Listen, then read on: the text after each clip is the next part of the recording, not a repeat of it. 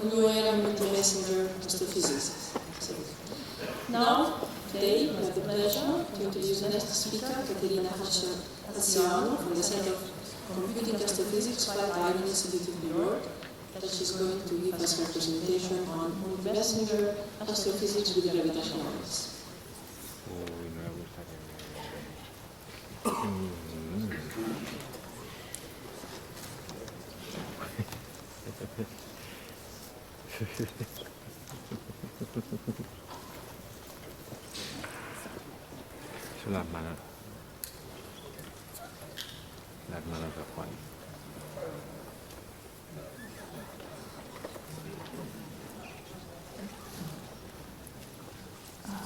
No, it's really.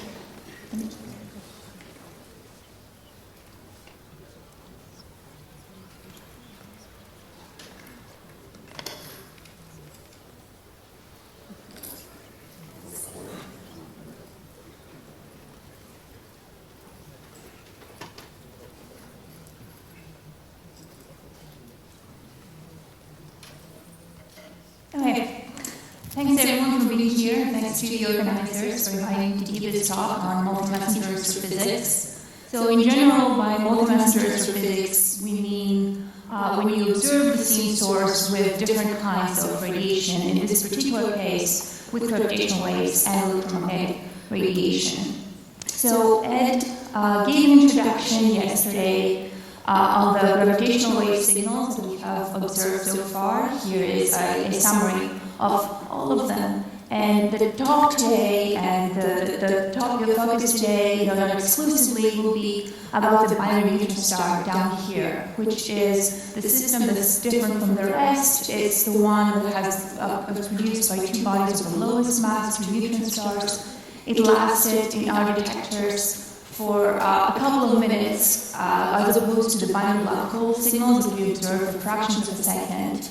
And based on the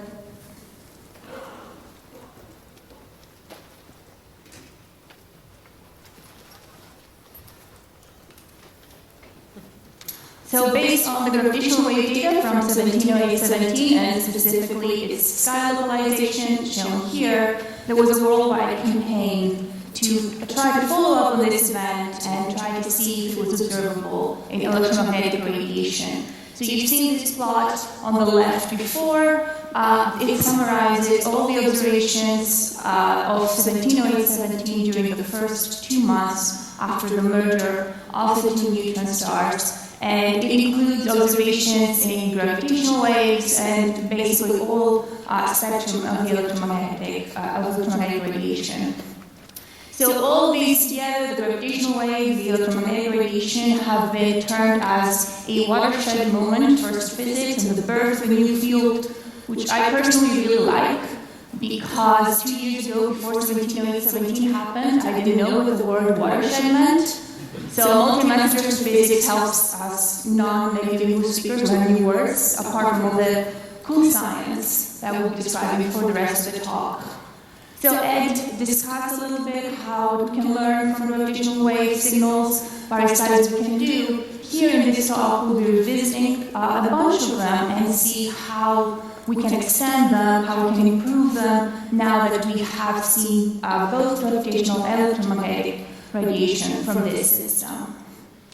At the same time, I will also be talking about some of the unique challenges of the multimessenger observation campaign and what kind of problems we have to face and solve now that we perhaps did not have in the case where we only received gravitational wave signal from a source. Notably absent from the list of challenges that we'll be talking about is probably the largest challenge of them all, which is how to put together, organize, and manage thousands of people, both gravitational wave and electromagnetic astronomers, to participate in this common goal. I will not touch upon this. There are whole conferences and sessions dedicated to this big problem. But here I will just be discussing about the scientific outcome of multimessenger astrophysics and the challenges in order to achieve that. All right. So the star of the show, of course, is binary neutron stars. A, because it's the source most people expected, that would be the first source you can see both gravitational wave and electromagnetic radiation, and because it is a source we actually did it for. Ed Porter and Paolo Pani today both discussed the various stages of a coalescence, a compact binary coalescence. But for binary neutron stars, the various stages are slightly modified, so I will describe it one more time.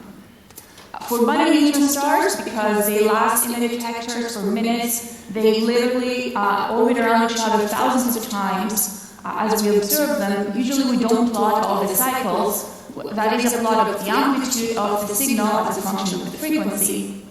And the two U-shaped lines, what we usually call the sensitivity of the detector, both during 1708-17 and the design sensitivity, the goal for the design sensitivity of the detectors. And the lines here are different models for what we think the signal from 1708-17 looked like. So early on, you have the in-spiral phase. Both binary neutron stars and binary black holes have similar in-spiral phases. The two neutron stars here are really far apart. They orbit around each other kind of slowly, at least compared to the speed of light. Because they're so far apart, each star does not know it's orbiting around a neutron star. It might as well be orbiting around a black hole. So in this stage, the signal is identical to the signal of two black holes of the same mass orbiting around each other. Eventually, the two neutron stars will get close together. They will figure out they're orbiting around a neutron star, and they will start getting tidally deformed. In this stage, you'll see that there are different colored lines for what the signal might look like. These represent signals emitted from different equation states, so different types of models of what the matter inside a neutron star behaves like. And this is the stage where such effects about the properties of matter neutron stars could become detectable. Eventually, the two neutron stars will collide, of course. They will form a remnant, matter will be ejected all over the place. There will be extra signals called post-merger signals that are fairly messy, that you can only model through detailed numerical simulations. But this stage is also interesting, both in the gravitational wave and mostly in the electromagnetic side, because that's when most of the matter gets ejected that gives rise to electromagnetic signals.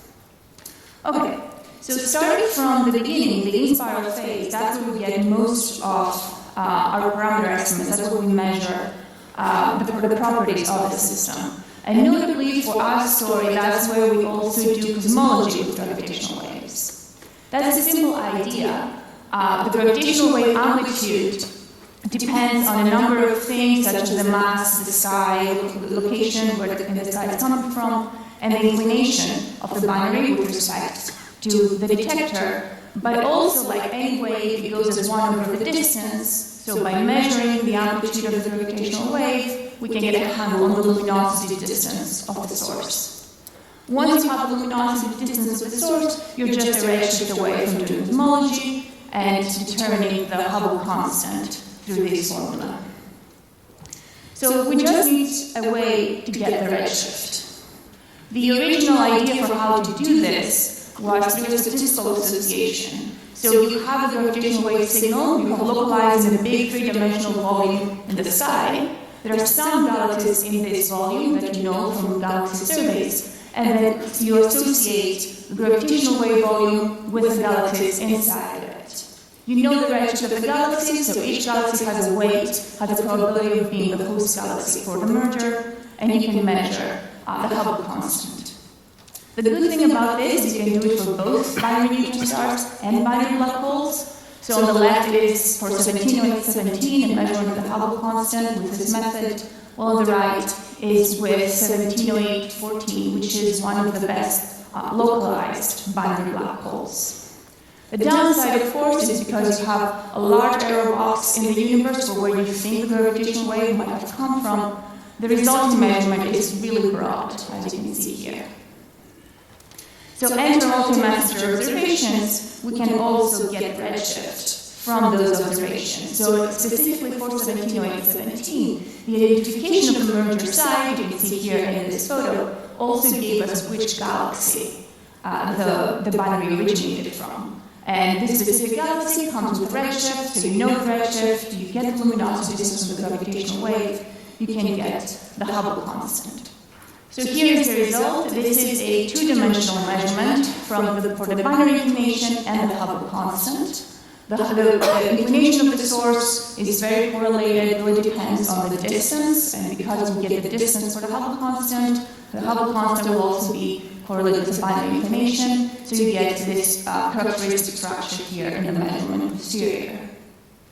The two vertical lines are, as you all know, the measurements from Planck and shoes. There is a very well-publicized tension between the two measurements, and conveniently for now, we agree with both of them. Less fortunately, the error bar is so wide that right now we can't solve the tension.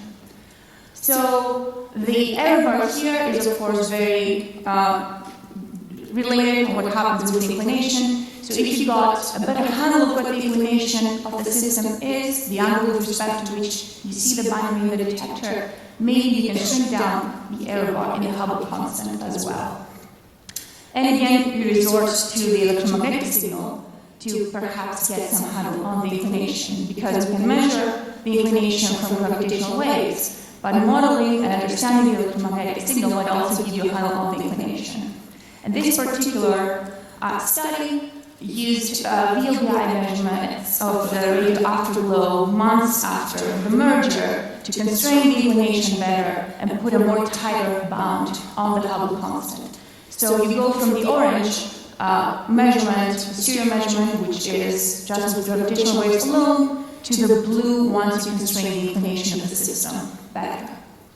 So putting it all together, the most up-to-date value of the Hubble constant from 1708-17 is this. There is an error of about 10 to 15%, so we're not there yet to solve the Hubble constant tension, but this is just with one system.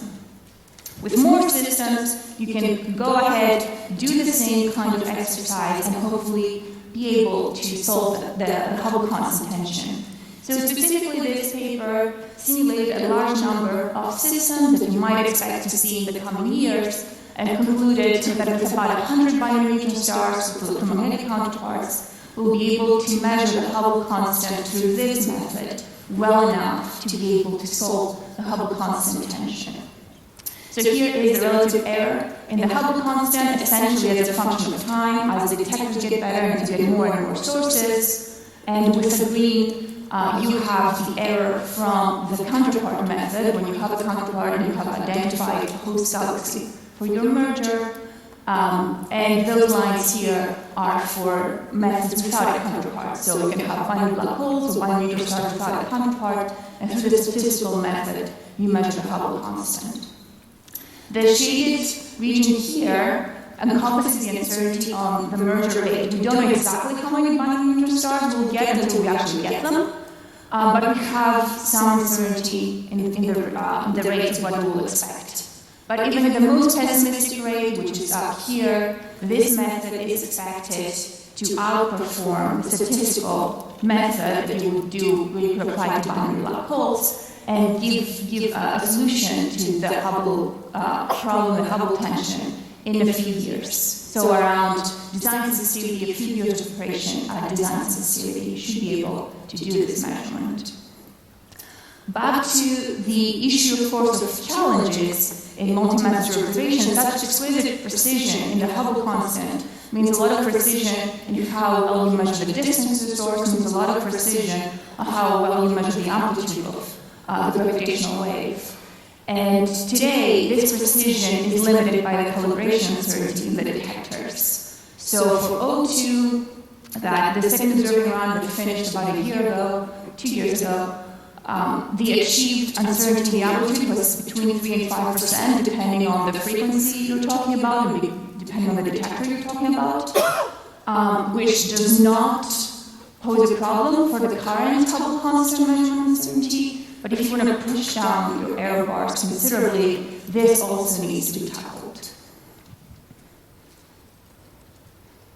Okay, so besides Hubble constant and cosmology, eventually the two neutron stars will get close together and they will start tidally interacting with each other, and that's the phase where we can start learning something about the interiors of the neutron stars and the equation of state of very dense matter, both from gravitational waves and from electromagnetic observations. So what happens in this phase, once you have two neutron stars orbiting really close together, is that they start tidal interacting with each other. So I'm going to show you two simulations of four neutron stars and two binaries that are as identical to each other as possible, apart from their size. You can see that these here are slightly larger than these neutron stars here, which means they have different equations of state, which means they have different properties of matter inside them. If we start playing the simulation, you will right away notice how these evolve faster than these. So the larger the neutron stars are, the faster the binary evolves. These are already deformed, they have crashed, while these are still happily orbiting around each other. Eventually they will also deform each other and merge, but this takes longer.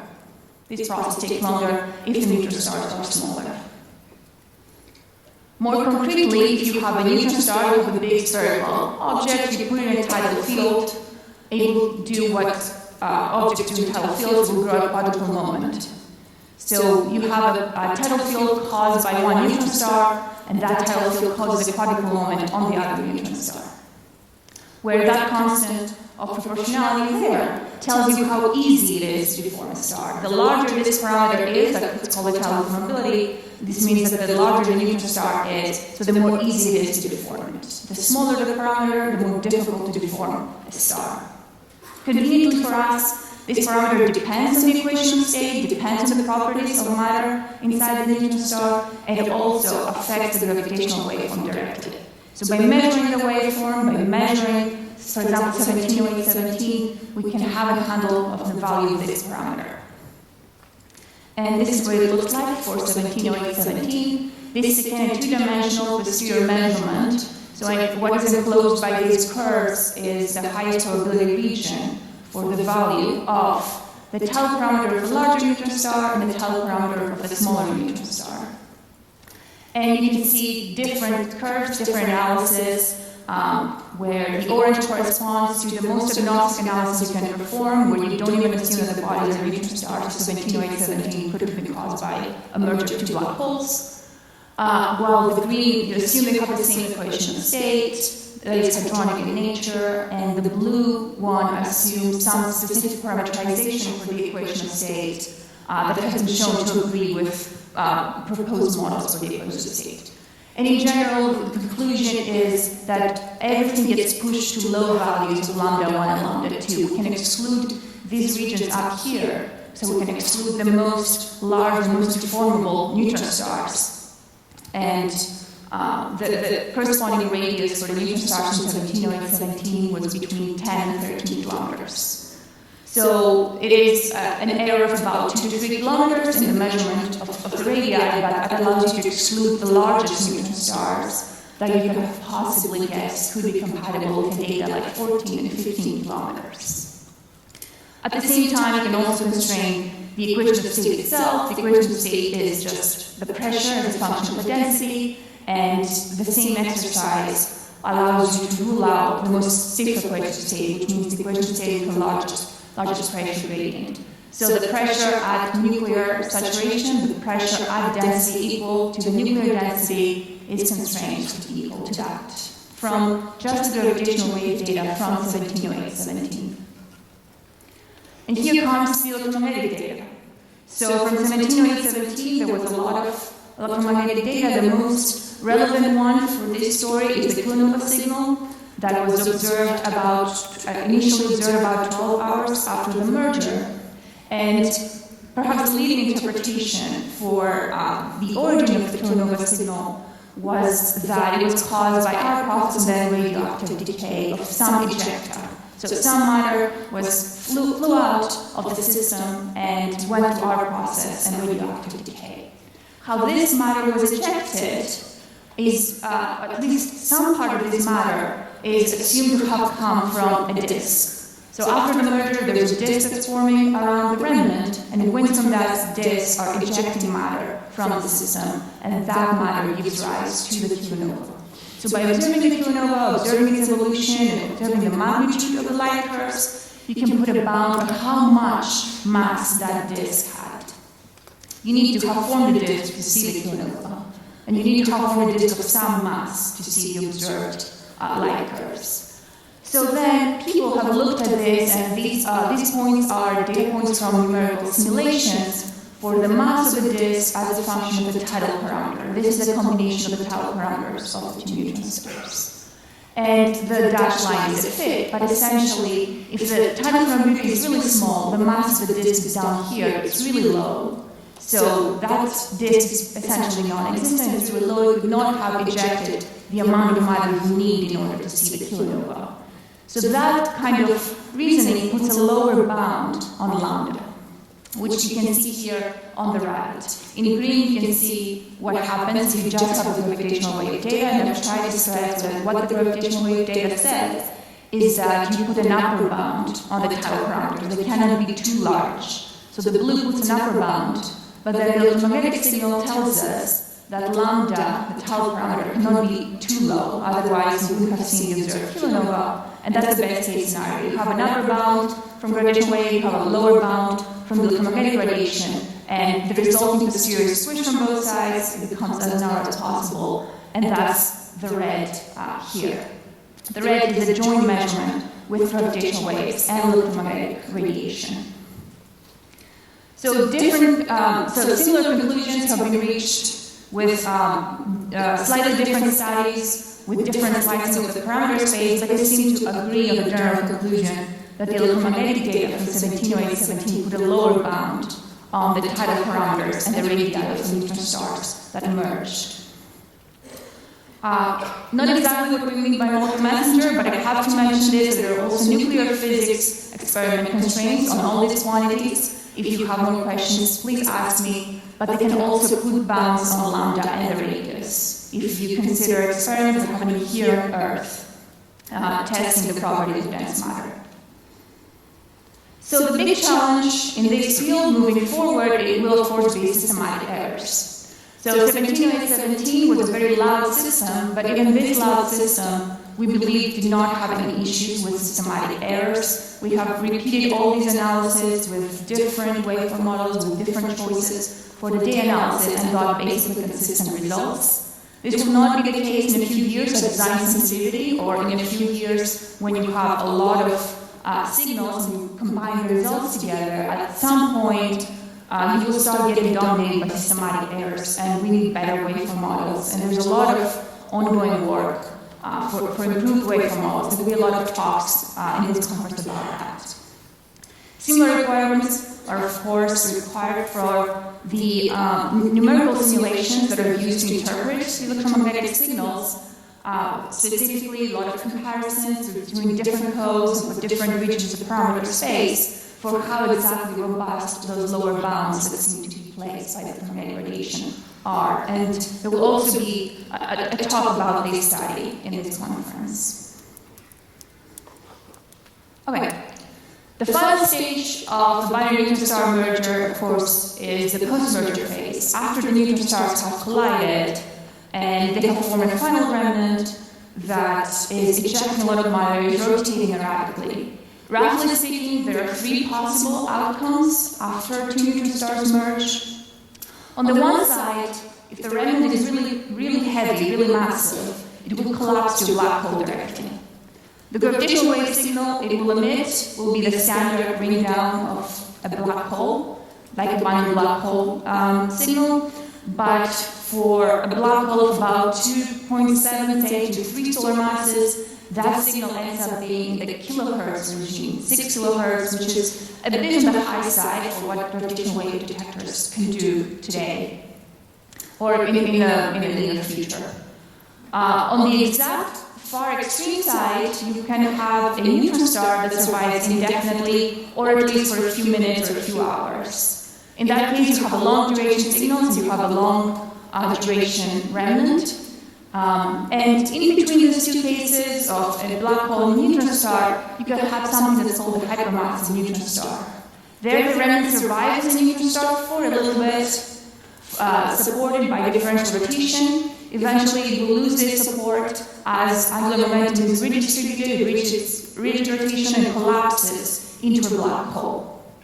In that case, the signal you would expect to see in gravitational waves is short duration, just a few dozens of milliseconds for as long as the neutron star survives, and it will be emitted at 2,000 to 4,000 hertz, which is within reach of gravitational wave detectors, what we think are capable of today or in a few years.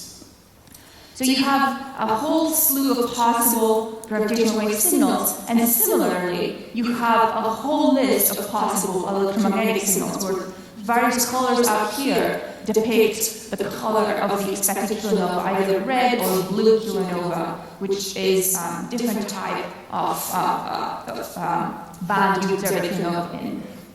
Incidentally, this nice picture is from a paper that argued that this scenario is what happened to our 170817, that it survived for a little bit as a hypermassive neutron star before it collapsed into a black hole. Having said that, though, we, of course, we searched for a Bose-Merger signal from 170817, and we didn't find any unambiguous detection of such a signal. This is an example of the short duration search. So this is the energy density as a function of frequency that you find in the gravitational wave data after 170817 happened, and this pinkish shaded region shows you the prior 90% upper bound pushed down to the posterior 90% upper bound, which is a blue because you haven't seen anything. In reality, even if there was such a signal, we would probably not have seen it because the expected signal was too low either way. These are example signals from what you would expect for 170817 based on different simulation data, and the blue is upper bound is still not exactly where the expected signal would be. So we need a bit of an improvement in the detectors. So an improvement of a few 3 to 5 to 6 factor of 3 to 5 to 6 improvement in the detector could help us see this signal, and this signal would help us both say something about the equation state of neutron stars, but also determine exactly what happened to the remnant. If we see this type of signal, this short duration, high frequency signal, we'll know that the remnant survived as a hypermassive neutron star for a little bit before collapsing into a black hole. If we don't see a signal when we would have expected to see one, then we'll know that it collapsed directly into a black hole. So, an alternative to waiting for A+ and third generation detectors is, of course, to use the electromagnetic data and see if you can get anything out of this. Like I said, the type of remnant you get after the merger also has a strong effect on the type of electromagnetic radiation you would expect to see. So there is some information there you can tease out, and people did right after 170817 happened, almost immediately. So, assuming that it did indeed form a hypermassive neutron star for a little bit before it collapsed into a black hole, there are various arguments that this is required to explain electromagnetic radiation, and measuring the total mass of the system with gravitational waves, people were able to place bounds on the maximum mass neutron stars can have in the universe. So we all know that there is the observation of a 2 solar mass pulsar. This has put a lot of constraints on the equation of state because whatever the equation of state is, it needs to be able to support 2 solar masses down in a region of 10 kilometers. Here, this measurement bounds this parameter on the other side. It tells you that the maximum mass of neutron stars in the universe cannot be above about 2.2.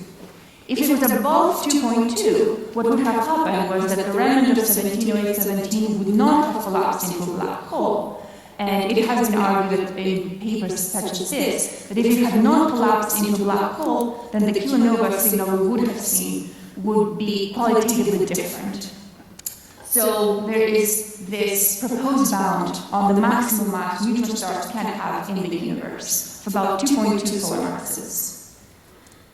This bound can also be translated to a lower bound on the radius. So if you do this calculation, you get a lower bound of the radius of neutron stars of 10.3 kilometers. So again, this comes from measuring the mass with gravitational waves and interpreting electromagnetic radiation as if it suggests that a hypermassive neutron star was formed for a little bit before it collapsed into a black hole.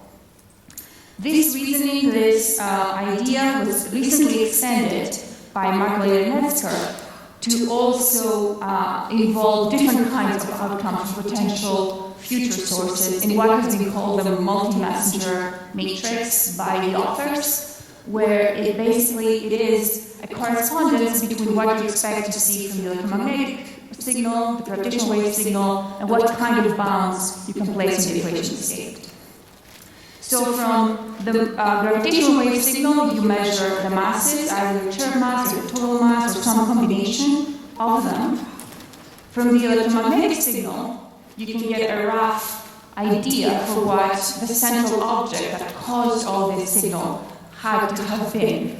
And by combining those two, the authors have argued that you can place various bounds on the different mass thresholds that the equation state needs to obey. For example, for 17817, we saw a jet, we're here. We saw a kilonova that was red-blue, we're here. The velocity was low, the mass was high, so we are in this matrix element, which means that we would have needed a hypermassive neutron star to have formed for a little bit before collapsing into a black hole. And then by combining this information with the gravitational wave mass measurement down here, you know that it should have collapsed. You're not in this case, you're not in this case, so you can put various bounds on the mass parameters up here. That's the general idea behind the multi-messenger matrix. It remains to be seen, of course, in the next few years, where the refiners will observe will follow this, as there are many uncertainties on various of these correspondences. The mass and gravitational waves is fairly robust, but the interpretation of the electromagnetic signal is something that a lot of people are working on, and a lot of people are trying to get a better handle on, such that we can be able, once we see something here, to be able to associate it, robustly associate it with a merger remnant from the neutron star merger. Okay, so apart from binary neutron stars, apart from what we have seen today, the next best source for multi-messenger astrophysics is, of course, neutron star black hole signals. We have not seen we have not made an ambiguous detection of a neutron star black hole system to date. But given that the detectors recently came online for a third observing run, and with improved sensitivity, and that is expected to continue improving in the coming years, it is possible that if such systems do exist in the universe, we will see them. So I'll discuss them a little bit here from the multi-messenger perspective to see what you might expect to see. So going back again in the familiar picture of the many cycles of the gravitational wave, this is the gravitational wave as a function of time. This is computed from numerical simulation of a neutron star around a black hole orbiting for a little bit and then emerging. And you can see results from two different simulations where the thing that is different between the two of them is how big the neutron star is. So in the blue you have a small neutron star with a radius of about 10 kilometers, and in the red you have a big neutron star with a radius of 13.5 kilometers. And you see that there is a big difference between what kind of signals you expect to see from those two systems. Early on they're very similar, but eventually they become very different down here. So if the neutron star is small, like in the blue case, you expect to see a signal that looks like a signal caused by a binary black hole coalescence. You see the blue has this characteristic, the increase in altitude and then the ring down at the end. This is caused by the fact that the neutron star is small enough that it just falls into the black hole, gets swallowed whole by the black hole, and the final black hole just has the characteristic black hole remnant ring down signal. In that case, it would be really hard to figure out that we just observed a neutron star black hole system and a binary black hole system. You might be able to do some tidal effects down here, but it's a much harder measurement. The opposite case, which is probably the optimistic case for us, what we would like to see, is if the neutron star, rather than falling into the black hole, it gets completely torn apart by the black hole. It gets torn apart before it plunges. In that case, the signal shuts off because you no longer have two compact objects orbiting around each other, and it's the red thing here where you have this increase in altitude and suddenly the signal just shuts off. In this case, it's also the best case scenario for electromagnetic radiation, because that's when you have matter left out of the black hole in the end that can power various sources of electromagnetic signals. So eventually, at the end of the day, you end up with a fight between the disruption radius and the plunge radius. The disruption radius is the point where the neutron star gets disrupted. The plunge radius in quotes is the point where the neutron star just starts falling in, and whichever the neutron star hits first is whichever wins. If it hits the disruption radius first, you are in this case. If it hits the plunge radius first, it hits this case and just falls in. Disclaimer, there's no such thing as a plunge radius, but for this type of system. But just roughly speaking, the point where it just starts falling in and there's no coming back. So people have looked into this a lot with numerical simulation. They have explored the parameter, explored the systems for various parameters, and have identified, as you would expect, that the best case scenario for to get an electromagnetic signal and to get a gravitational wave signal that's different from a binary black hole is if the neutron star gets disrupted, and that happens when the black hole is small. The smaller the black hole, the larger the curvature, so the more easy it is to disrupt the neutron star. The black hole has a large spin. Large spins means that the estimate of the innermost stable circular orbit moves further in. So the neutron star could orbit around the black hole more before it falls in. And of course, the large neutron star. The larger the neutron star, the larger the tidal force is. So it has a chance to get disrupted. And there are relations between all those three quantities that can predict how much matter is left out at the end of the day as a function of the mass of the black hole, the radius of the neutron star, and the spin of the black hole. So if 170817, the estimate is here, say you have a 5 solar mass black hole around an 11 kilometer neutron star. If the spin is above, say, here 0.2, then the neutron star will get disrupted and you have some ejected matter outside the system at the end. If the spin is below 0.2, you're down here, the neutron star will not get disrupted and it will just fall into the black hole. And of course, from all that, you can also infer what kind of electromagnetic radiation you expect to see in this recent paper, where they computed the expected kilonova light curves in 2 different bands from systems with different parameters, and found that, as you would expect, the signal is stronger when the mass of the black hole is lower, and the signal is stronger when the spin of the black hole is lower.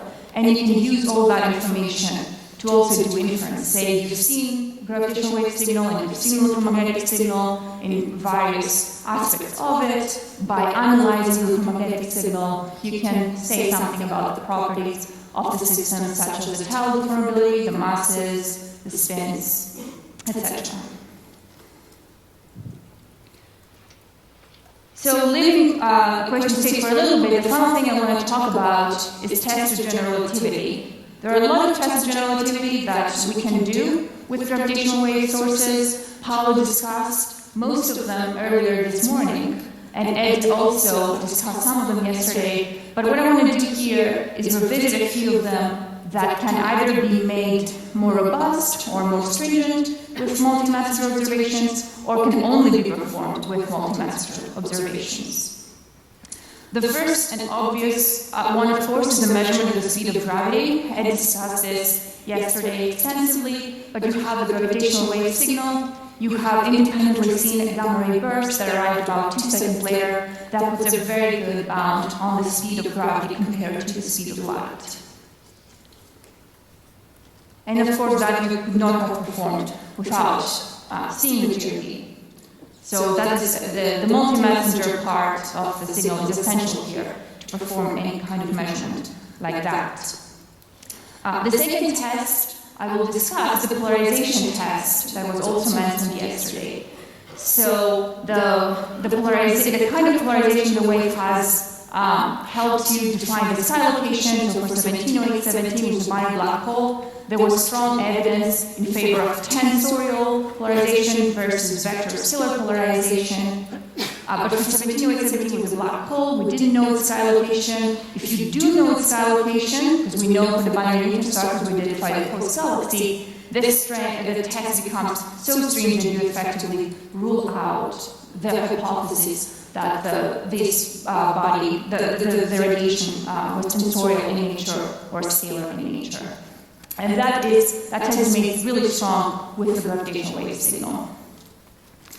The other extra thing you can do is put constraints on extra dimensions. In 4-dimensional space, the gravitational wave goes as 1 over the distance, but if it's not 4-dimensional, it might not go 1 over the distance. And because you can measure the distance with gravitational waves and electromagnetic radiation, you can put it bound to a number of dimensions this gravitational wave propagated in order to get to us, and fortunately it's around 4. You can also do the same with different kind of propagation model where you can have maybe a screening mechanism so that propagation is modified above a specific distance scale, and that can put a bound on the distance scale that modifies gravitational wave propagation of about 30 to 40 megaparsecs, which makes sense because that's the distance out to which we saw this event. Okay, so finally, just a brief mention of binary black holes. That's the forgotten child of gravitational wave multi-messenger campaign, because we don't really expect to see signals from binary black holes, but alerts are being sent out, time maps are computed. This is a recent trigger. It has been localized very accurately, and alerts are being sent out for follow-up for interested parties. Let's not forget that there was a trigger after 15914 from GBM, but it has not been seen for any of the subsequent binary black hole signals. Okay, so to sum up, right now we are 3 months into O3. The detectors have improved. We expect to see a few more binary neutron stars. Some of them will be very well localized to within 20 square degrees. Open alerts are being sent out, so this is the list of open alerts that have been sent out so far. I want to show this mostly to highlight this little button here. That means that I am not logged in. So any one of you can go to this page and see what has been sent out and see how robust these detections are and what types of systems we think they are. The interesting ones for us are the binary neutron star candidate and the neutron star black hole candidate, those two systems down here. The binary neutron star one, 190425, has a false alarm rate of 1 per 70,000 years, so it's pretty good detection. It has a very high probability of being a binary neutron star if it is indeed real. And that's where we're going back to some of the challenges of multi-messenger astrophysics. So that's a very loud, very good detection, 1 per 70,000 years, but the sky map that we ended up sending out looked like that. That's basically half the sky. The reason is that this was not observed in all detectors. LIGO Hanford was down at the time, did not get data, so the sky localization was not very accurate. To make matters perhaps worse, 22 hours later, the sky map with better analysis of the data, the sky map changed quite a bit. So where you're in this case, where the sky localization is not very accurate, it's possible to get really large changes as you analyze the data better. And that, of course, poses huge problems if someone wants to follow up on this and find an electromagnetic signal, as you can guess.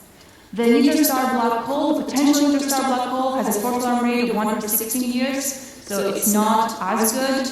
It has a non-zero probability of being of terrestrial origin, so not being a real neutron star black hole. But if it's real, it's probably a neutron star black hole. You can see here the relative probabilities for the different types that this system can be. Curiously, because it was observed in all detectors, it has a better sky localization than the more robust binary neutron star candidate. But again, even in this case, after 18 hours of an updated sky map that did change a little bit, specifically this south island here disappeared as you analyze the data in improved ways.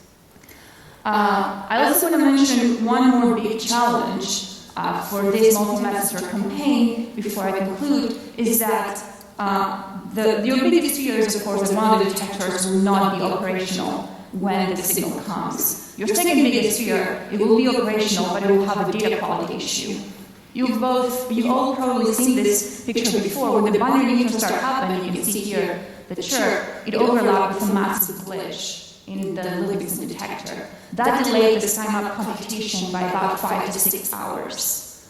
In that case, people were able to remove the glaze, first excise it, then to fit and remove it, and do robust sky map computation and parameter inference. But there might be cases that are going to be less lucky. This is another example of a glitch in the detector caused by light scattering.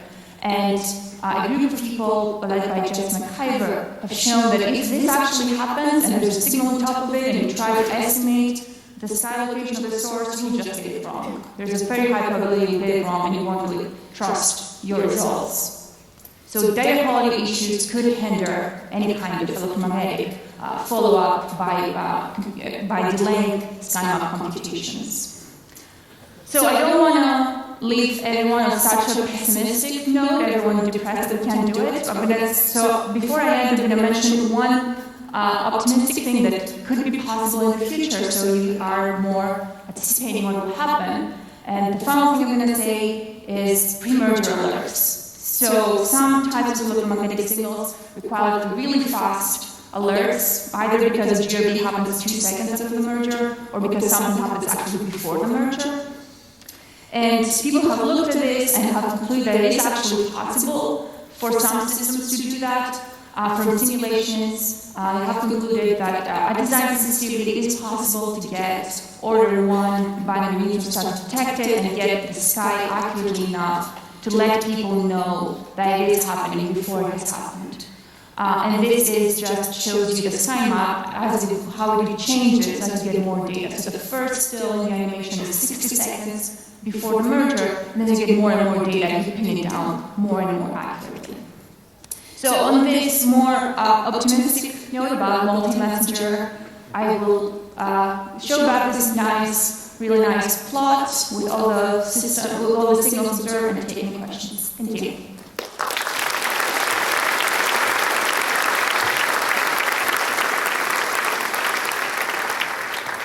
Thanks a lot, Katerina, for this nice presentation. So there are comments or questions now? Thank you very much. So I'd like to understand, why haven't we seen the electromagnetic counterparts, specifically radio, from the 25th of April event, since we know already that it would take about a month for the signal to rise, but eventually it's above the sensitivity of some of the detectors for wide field radio search. You said April 25th, so right, the binary neutron star. Right. So there are a number of issues with this follow-up. I mentioned some of them. The sky location was not very good, though so some types of follow-up are hindered by this, not all of them. Another issue is that this was further away. 17017 was at 40 megaparsecs, more or less. This one, if real, happened at around, I don't remember exactly the number, but it was beyond 200 megaparsecs. It was 150 megaparsecs. Was 150? 150 plus minus 50. Yeah. Now, the sensitivity of those detectors I was mentioning in radio are already in the tens of milli Gen-C, and that's below the sensitivity that you need in order to see the event. Right, so I think follow-up has happened. I'm not aware of the latest results. I believe people are preparing their updates. Nobody has announced detection, I agree, but it would be interesting to see if, first of all, if you would have expected to see a signal from the properties of the binary, and then what happened when you did see it. But we would have to have first finalized the analysis to see exactly what the properties of the gravitational, what the properties of the system are from the gravitational wave signal before you can start saying whether you should have seen something and didn't. Right. If it were just a binary black hole system, which happens to enter into the quantum shot noise, you would not see. Of course, it would not be a binary neutron star, but actually a couple of black holes. Right. So from the gravitational wave alone, we cannot prove that it was a binary neutron star. The conclusion that it's consistent with a binary neutron star comes solely from the masses. So we define, if the mass is below 3 solar masses, we label it as a neutron star. But there's of course no proof, that's not proof that it's a binary neutron star. This is a question up there.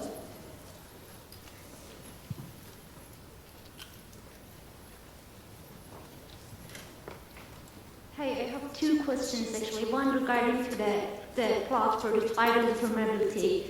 how would the situation differs when we are considering some extreme alternative theories of gravity?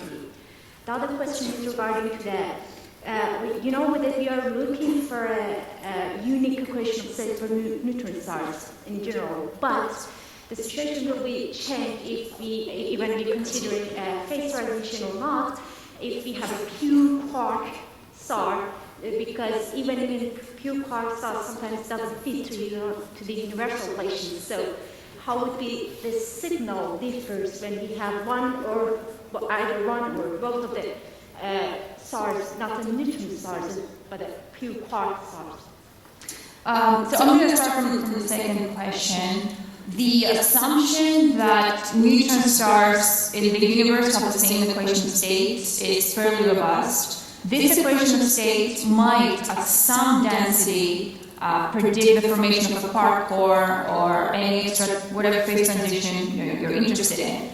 But whatever happens above a certain density is still described within the same framework of the same equation of state. So the equation of state will be unique for neutron stars.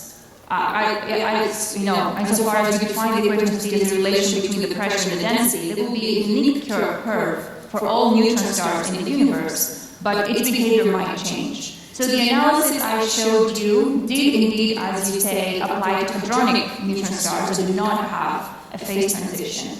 With one star, with one binary neutron star, it is of course impossible to say whether there was a phase transition or not, but with more, it is something that can be done. And the electromagnetic signal is another avenue where the electromagnetic signal can also help you.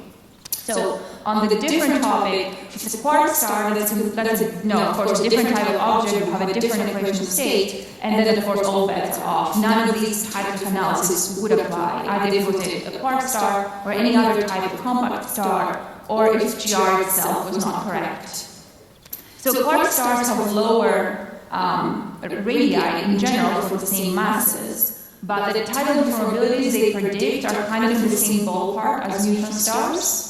So the specific analysis that applies only to hadronic stars would not hold anymore, but the generic analysis does not assume the neutron stars does hold, because the type of binary, the type of deformabilities you expect from quark stars are more or less the same as what you expect for neutron stars. Different things would change in the waveform. For example, Paolo discussed about absorption effects. How these might change. There are other things that could possibly change in the waveform, but quark stars also have a tau parameter, and they behave the same way.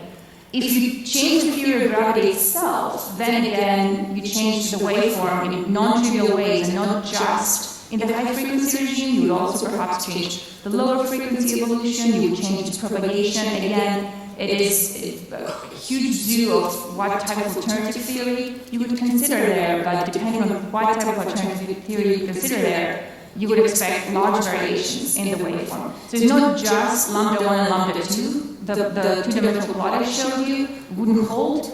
The mass estimate wouldn't hold, the spin estimate wouldn't hold, perhaps the distance estimate would not hold if the propagation of the gravitational waves is modified in your theory. So all these analyses assume general relativity, and a lot of aspects, not just lambda 1 and lambda 2, would not hold in a different theory. Just to comment on the radio detection of that other binary neutron star. If you're 5 times further away, you're 1/25th of the flux. And 1708-17 peaked at about 100 microjanskis, not millijanskis. So the expected radio emission would only be 4 microjanskis, and that's well below the sensitivity of any existing array. Thank you. Any last comment or question?